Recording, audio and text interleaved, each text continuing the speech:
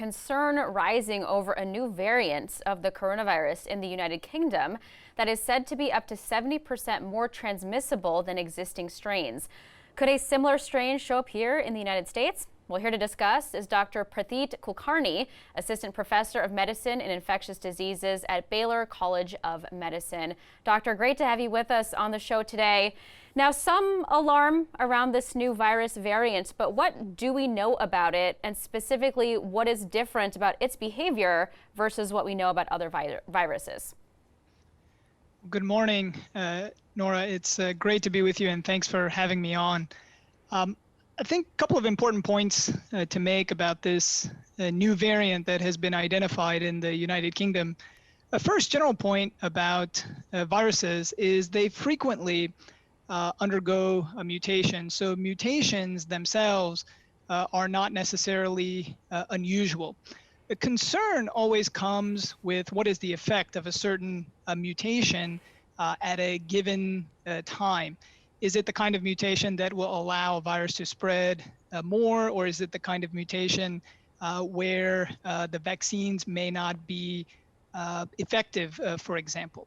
What we know about the current mutation or the current strain that's been identified in the UK is it was first identified around late September or so. The United Kingdom actually has a excellent genomic sequencing surveillance program that they do. So they identified it back then. It has about 17 mutations. Many of them are in this protein called the so-called spike protein. That's the one that allows the virus to get into our bodies. The concern is that one of the mutations there, would it allow the virus to bind to the receptor that it comes into to get into our cells. So there's a theoretical concern about that leading to increased transmissibility.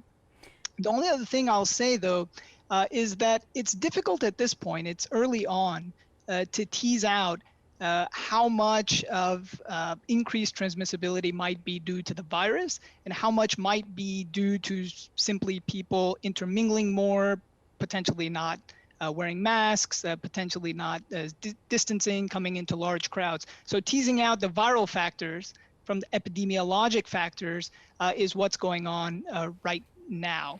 But that is the reason why this particular variant is at least preliminarily a source of a little bit additional concern at this point.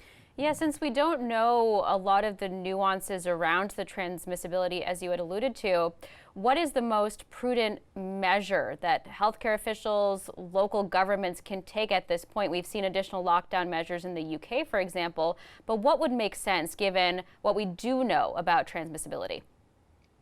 Absolutely, Nora. I think the thing I'd like to emphasize is that there's not at this point a concern to panic or sort of overreact from the general public here in the United States.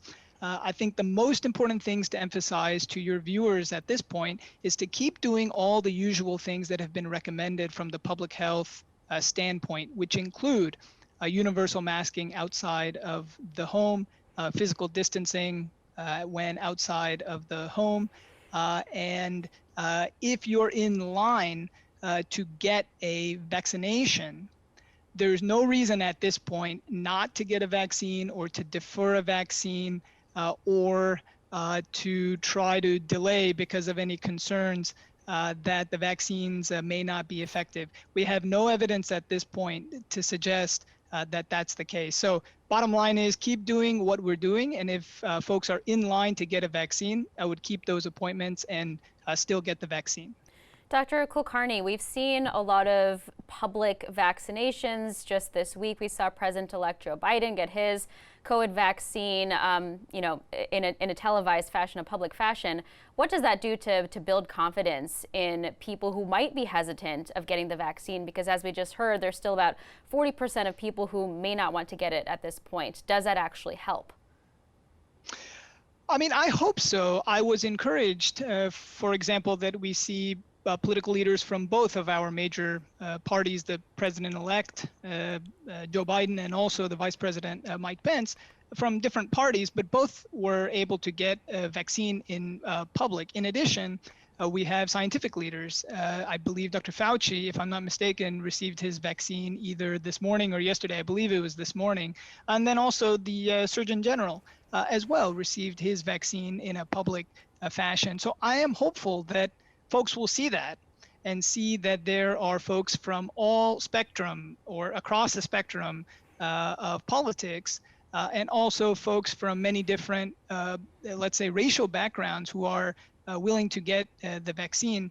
I'm very encouraged by that, and I'm hoping that that'll have a positive impact. I know there have been some concerns, for example, in some minority communities about the vaccine, which are completely understandable because of historical injustices that have happened to certain segments of our society. The good thing is in these vaccine trials, the large trials, they made a deliberate effort to recruit a good representation of all types of different demographic populations in the vaccine trials, and the vaccine was safe and efficacious across all of these different racial and age demographics. So I'm encouraged by that, and I'm encouraged by our public officials receiving the vaccine in public. So I'm hopeful that all of those things will have a positive impact.